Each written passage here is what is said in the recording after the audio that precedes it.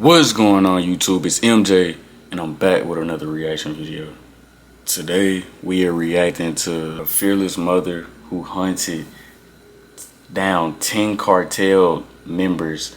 The story of the Miriam Rodriguez. Shit.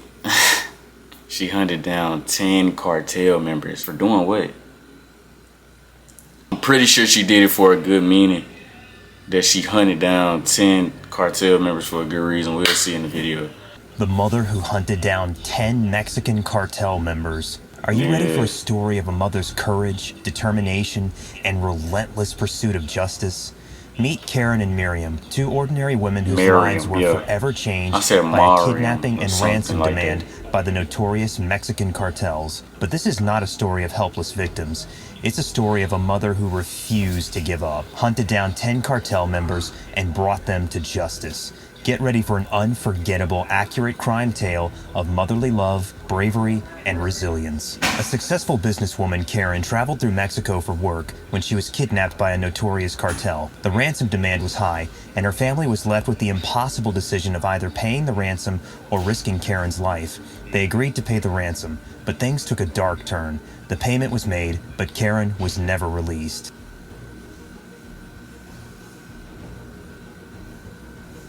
One day, Karen was operating her truck in a mostly rural location when she noticed two automobiles encircling it.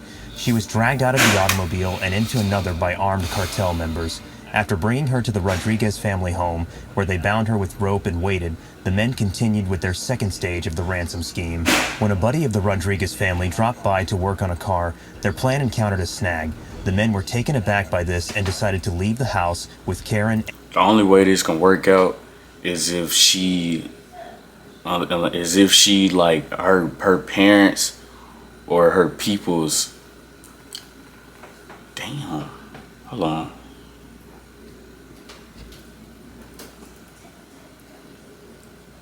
All right, there we go. This plan will only work if her people's is like rich, or if they like wealthy or something like that, and they just got a whole bunch of money. If they broke, like y'all fucked up if they broke. And the friend as hostages. The bank gave specified money borrowing amounts for ransom payments after the city had seen so many kidnappings that Rodriguez and her husband had little trouble getting one. The arduous demands of the cartel were for the Rodriguez family to deliver the funds to a nearby medical facility, then wait at a nearby cemetery for additional instructions. Although they made many attempts to bring their daughter home, the Rodriguez couple was never contacted. They even met with a cartel member who purportedly... Yeah, this nigga look crazy. This nigga look like... You know them, have y'all ever watched Next Friday and with Day Day and Craig and them short ass Mexicans, and half of them niggas looked like they was like 4'3", they was like 4 feet 3 inches tall, and they had like tattoos everywhere. He kind of remind me of them niggas. Went by the name Sama and stated that they didn't even have Karen, but that he could help for a little cost. The group received $2,000 from the desperate Miriam as recompense, but they didn't get in touch with her until they needed an additional $500. But once more, the group snatched the cash and took off. Up until Miriam, who was now divorced and living with her oldest daughter Azalea, predicted that Karen would never return home, the Rodriguez family held out hope for their daughter's homecoming. The matriarch of the family swore to keep looking until she identified those in charge of what had happened to Karen. Sama was chosen as her informant to begin with. In the words of William Congreve, "Hell hath no fury like a mother scorned." Following the kidnapping of her 20-year-old daughter, Karen Alejandra Salinas Rodriguez, Miriam Rodriguez was searching through the mud of an old deserted ranch outside of San Fernando, Tamaulipas in Mexico when she discovered... Yeah, she remind me of that nigga off Tekken. Have you ever watched that movie Tekken, where the white boy, he was hunting down niggas just because they fucked up his car or something like that, or they stole his car or something like that? She remind me of him. He killed all them niggas. The scarf. The finding accelerated Karen's investigation and allowed the police to find additional grisly remains hidden beneath the mound of soil. The femur of Karen was eventually discovered there, along with what turned out to be a mass grave and dozens of other victims' bodies scattered around it. Miriam initially assumed the Mexican cartel was responsible for kidnapping her daughter, but the cartel wasn't simply another gang of murderers. It was a network of offenders. The cartel's violence and dominance came as no surprise, and the region's devastation had been evident for a very long time. Since the group's members had been terrorizing the public and the police for years, it was normal for families to fear that a loved one might vanish into the night and never return. Over 70,000 cases of missing people as a result of cartel activity confronted Rodriguez. In Mexico, the number of homicides had doubled. Once you get kidnapped or you beefing with the cartel, them the worst niggas to beef with, the cartel. Like, once you beefing with the cartel, your mama, your daddy, you not gonna never see your folks again. Like, real no shit. Action was being taken. Nobody gave a damn. Nobody gave a to bring damn. the murderers of her daughter to justice, I never understood as a I got hit with an ad. The book kept flipping and jumbling, while every other kid. Rodriguez took the case into her own hands. The San Fernando neighborhood was still in mourning in 2014 after the Mexican cartel's 2011 killing. Los Zetas, a division of the Gulf Cartel, murdered about 200 people about 3 years prior. The majority of the victims were abducted during bus hijackings. They were taken from their families and probably sold into slavery to pay for the cartel battle. Those who sought to flee, however, had little success. Their corpses were discovered in large landfills close to the defunct ranch. The neighborhood was horrified by the cartel's strength, which seemed unstoppable, and this fear caused a huge evacuation from the area, which Rodriguez's second kid, her son Luis, was a part of. Unlike many others, Luis left San Fernando to avoid its dangers, but Karen stayed to complete her education and work at her mother's rodeo boots cowboy shop. A little while later, the family friend who had unintentionally stumbled across Karen and her kidnappers was freed. Even though the cartel did not value him, the mother looking for her daughter thought his memory of the day of the kidnapping was priceless. The acquaintance was able to verify Sama's participation in Karen's abduction. Miriam kept that in mind while she searched social media sites for any signs of her informant. On Facebook, she ultimately came across a picture of a man who resembled Sama standing next to a lady who was dressed in an ice cream store outfit.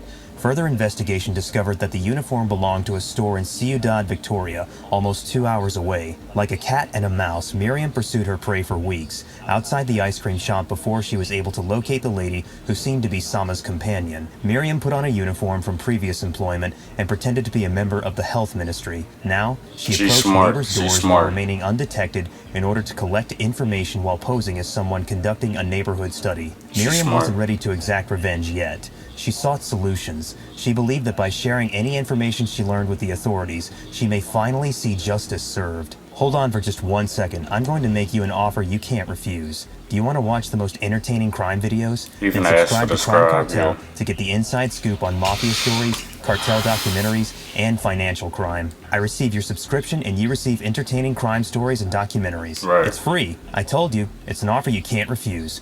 Back to Miriam's revenge. Miriam had gathered enough information from her inquiry and her family friend's first-hand account for the police to have cause to detain Sama. Unfortunately, Sama just disappeared when a warrant was issued for his arrest. Another crack in the case occurred in what can only be characterized as probable divine intervention, or fate. Luis, who had relocated to Ciudad in order to avoid the cartel, saw Sama as he was closing his shop. He was then taken into custody and questioned. Sama soon identified the other gang members who participated in Karen's kidnapping, including Zapata Gonzalez, an 18-year-old man whose age astounded Miriam when he was first apprehended. She stated that the young kid was persuaded to reveal her daughter's location because of her motherly care and concern. This brought Miriam to the deserted property that was covered in rot and had bullet holes all over it. The painfully significant discovery that Rodriguez made at this location was her daughter's scarf. The region where an unlimited supply of dead bodies was discovered was extensively excavated as a result of the disclosure.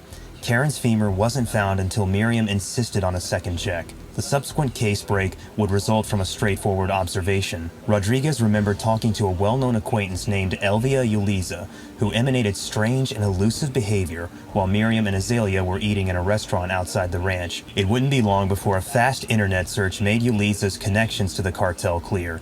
She had been dating one of the kidnappers, who was already in jail and essentially out of Miriam's grasp. Uliza was later detained after it was learned that the kidnapper had placed calls from her house. Rodriguez used the same approach when looking for additional suspects.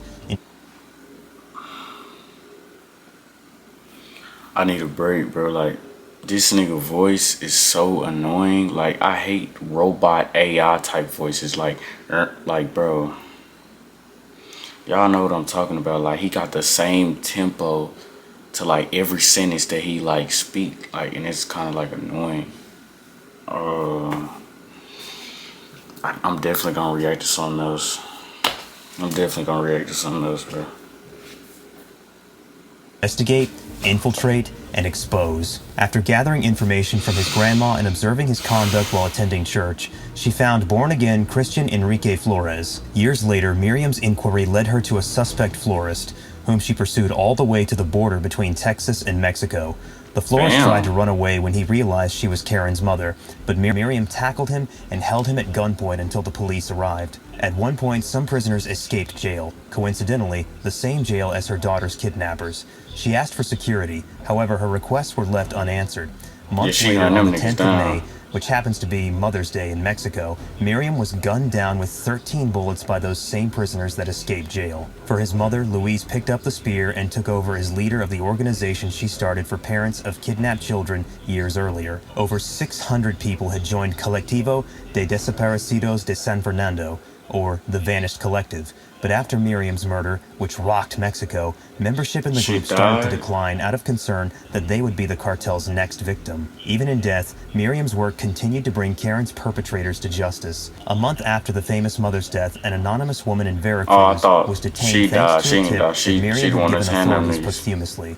The mother was being pursued by the police as she fled San Fernando in a taxi with her son. It was discovered that Karen's captor had beaten her while she was suspended from her wrists. Mexico has seen an increase in crime and violence since 2011. The ongoing activities of the cartels are largely to blame for this. Miriam Rodriguez may have been the only vigilante superhero in her city, but no one has yet picked up the mantle. Fear, retaliation, kidnapping, torture, murder, and trafficking are still present in San Fernando and plague its residents. The city's families of missing children are still searching for their loved ones, but the longer the situation in Mexico endures, the less likely it is that they will receive an answer to their inquiries. As a result of Miriam's vendetta, she was directly involved in 10 arrests. And that, my dear viewers, is Miriam's revenge story, a tragic tale of a loving mother that did not want to give up on her daughter. It's both an inspirational and cautionary story, and for that matter, we honor Miss Rodriguez. Miriam, may your loving... Yeah, that's it, bro. I can't stand his voice. I hate them. Like when I hear people like explaining and stuff like that, it reminds me of like watching the news. That is so annoying. But I hate that. Their reaction was not it, bro. But it's MJ, and I'm out.